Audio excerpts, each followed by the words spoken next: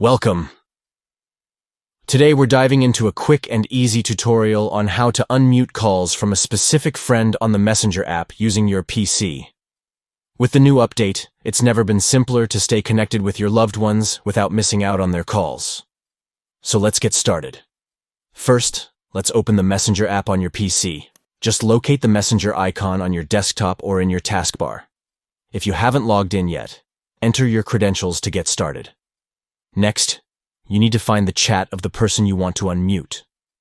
This is important because Messenger allows you to mute calls from specific contacts, giving you more control over your notifications.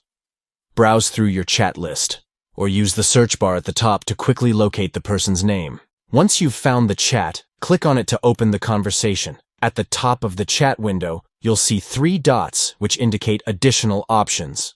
Click on those 3 dots and a menu will appear. Finally, from the menu, click on Unmute.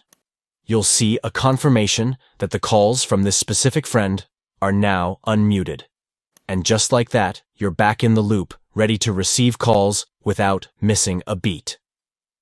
Remember, you have full control over your chat notifications, allowing you to prioritize who matters most in your social circle.